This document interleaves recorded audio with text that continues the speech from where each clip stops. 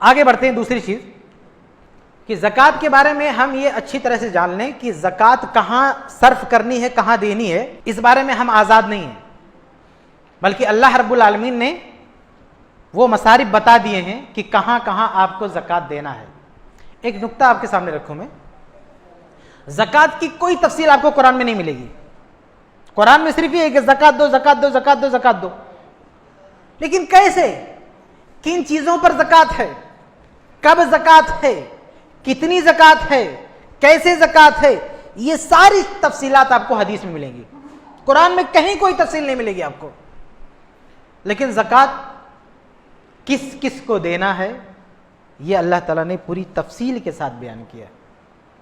اللہ تعالیٰ نے کہا انما الصدقات للفقراء والمساکین. فقیر مسکین ملتی جلتی ہوئی قسم ہے, دونوں میں فرق ہے, اس سے انکار نہیں ہے, لیکن بہت ساری چیزیں دونوں کی ملتی جلتی ہیں. لیکن پھر بھی اللہ تعالیٰ نے کھول دیا, فقراء کو الگ کیٹیگری میں رکھا ہے, مساکین کو الگ کیٹیگری میں رکھا ہے, تاکہ کسی طرح کا کوئی کنفیوژن نہ ہو. بہت ہی کھول کر بیان کر دیا کہ ان کو زکوٰۃ دینا ہے, ان کو زکوٰۃ دینا, دونوں کو الگ الگ کیٹیگری بنا کے دے دیا تاکہ کوئی کنفیوژن نہ رہے, ان لوگوں کو زکوٰۃ جائے. اور ایسے ہی 8 مصرف اللہ تعالیٰ نے بیان کر دیے. کیوں اللہ نے اس مسئلے کو اتنا سیریس کیوں لیا کہ خود بیان کیا؟ جیسے زکوٰۃ کے اور مسائل نبی کے حوالے کیے اور حدیثوں میں بیان ہوئے, ایسے یہ مسئلہ بھی, مصارف کا مسئلہ بھی حدیث میں بیان ہو سکتا تھا, لیکن اللہ تعالیٰ نے خود اس کو بیان کیا. کیوں؟ کیونکہ ان معاملے میں انسان کا نفس بہت زیادہ منمانی کرتا ہے. زکوٰۃ تو نکالتا ہے, لیکن جب اس کو مصارف میں پہنچانے کی بات آتی ہے تو شیطان گھیر کے کھڑا ہو جاتا ہے. ایسے ہی وراثت کا مسئلہ ہے. وراثت کا مسئلہ, ایک آدمی مال کہاں سے کما رہا ہے, کیسے کما رہا ہے, کیسے اکٹھا کر رہا ہے, ساری تفصیلات آپ کو حدیث میں ملیں گی. لیکن اکٹھا کر کے رکھ کے مر کے چلا گیا, اب اس کو بانٹنا ہے تو کس کس کو جانا چاہیے یہ اللہ تعالیٰ خود بتا رہا ہے قرآن میں. وراثت کا مال کس کس کو جانا چاہیے اللہ تعالیٰ خود بتا رہا ہے, تاکہ کسی طرح کا کوئی کنفیوژن نہ رہے کہ وہ بھی آئے لے لے, یہ بھی لے لے, یہ بھی لے لے. نہیں.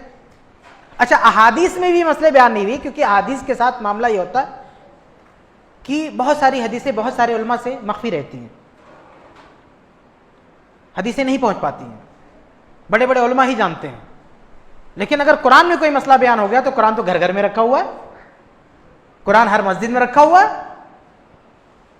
تو وہ دلائل بہت زیادہ وائرل ہو جاتے ہیں. جب قرآن میں کوئی بات آتی ہے تو بات وائرل ہوتی ہے, ہر زبان پہ ہوتی ہے, کتنے لوگوں کے سینوں میں محفوظ ہوتی ہے وہ باتیں, تو اس مسئلے کو لے کر اختلاف نہیں ہوگا,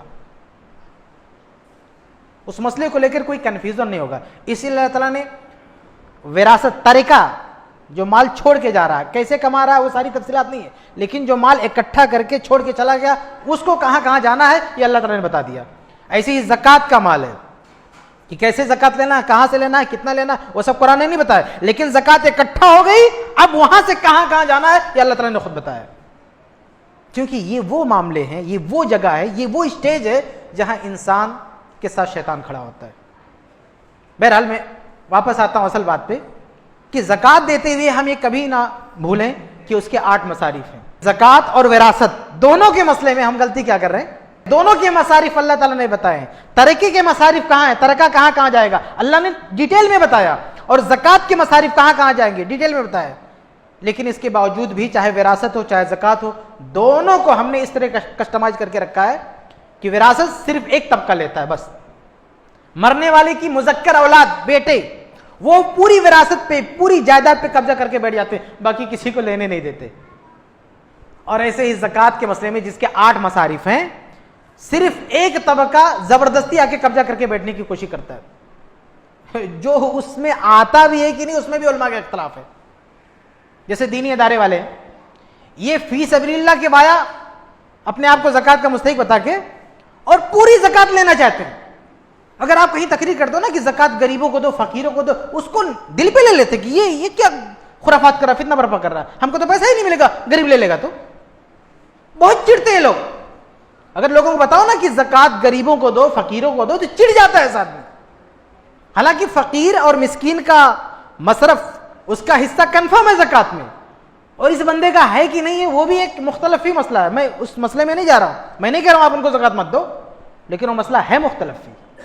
فی سبیل اللہ میں یہ آتے ہیں کہ نہیں آتے وہ مسئلہ مختلف ہی ہے, لیکن فقیر مسکین کا تو کنفرم ہے.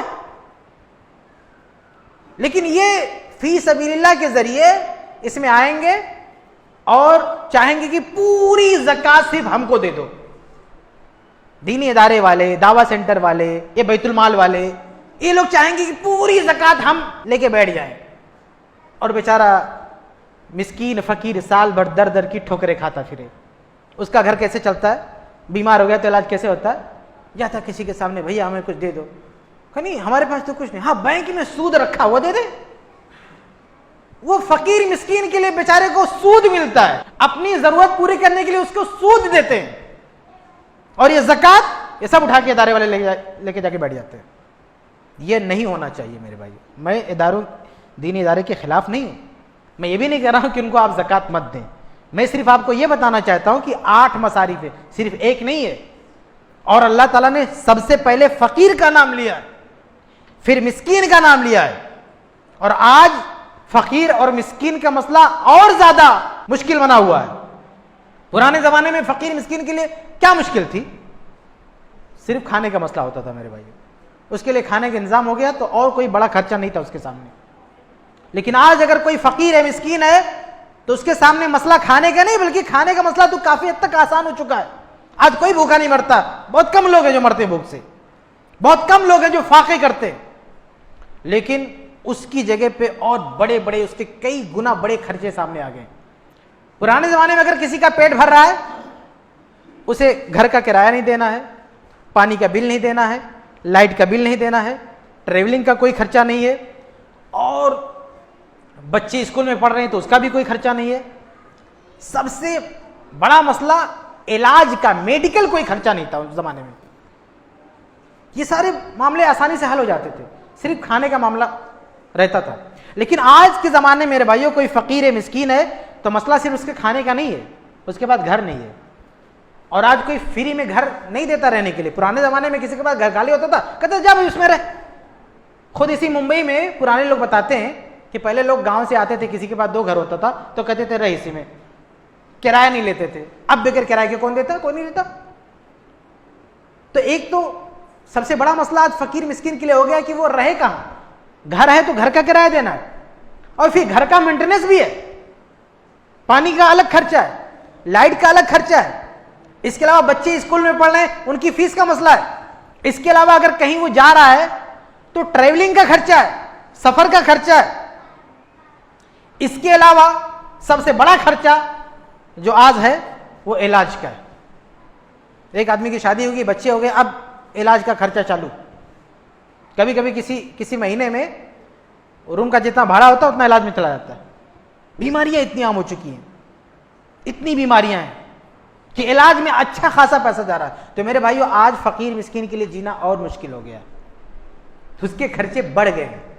اس لیے جب ہم زکوٰۃ نکال رہے ہیں تو ہم کبھی بھی فقیر اور مسکین کو فراموش نہ کریں.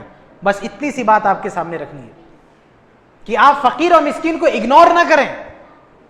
زکوٰۃ میں اس کا حق ہے, اللہ نے سب سے پہلے نمبر پر فقیر مسکین کو رکھا ہے, اس لیے اسے اگنور نہ کریں. جیسے آپ سب کو دے رہے ہیں ایسے ان کو بھی زکوٰۃ دیں. اور زکوٰۃ کے جو 8 مصارف ہیں اس میں اگر کوئی مصرف نہیں ہے, آج آپ کو لگتا ہے آج اس مصرف کی ضرورت نہیں ہے, تو زبردستی دوسرے لوگوں کو وہاں مت کھڑا کیجیے, باقی مصارف تو ہے نا. اگر کوئی کہتا ہے کہ اللہ نے 8 ذکر کیا, 8 میں یہ تو آج دکھ ہی نہیں رہا ہے, نہیں دکھ رہا ہے تو باقی تو دکھ رہے ہیں. ایک آدمی کی جائیداد میں ماں کا بھی حصہ ہے, باپ کا بھی حصہ ہے. ایک آدمی مر گیا, اس کی جائیداد میں ماں کا حصہ, باپ کا حصہ. ابھی ایک آدمی کے مرنے کے بعد اس کا صرف باپ ہو, ماں نہ ہو, تو ماں کی جگہ کسی اور کو پڑوسی کو لا کے کھڑا کر دیں گے؟ نہیں, جو بھی پیسہ ہے بقیہ رشتہ داروں میں جائے گا. تو ایسے زکوٰۃ کا مسئلہ ہے, اگر کوئی مصرف آج موجود نہیں ہے تو باقی مصارف میں پیسہ جائے گا, نہ ہی کہ اس کو ریپلیس کریں گے, کوئی اور مصرف لا کے وہاں پہ کھڑا کر دیں گے. ٹھیک ہے, تو یہ دوسری بات ہے کہ زکوٰۃ کے جو 8 مصارف ہیں اس میں جو مصارف موجود ہیں ان کا سب کا خیال رکھا جائے.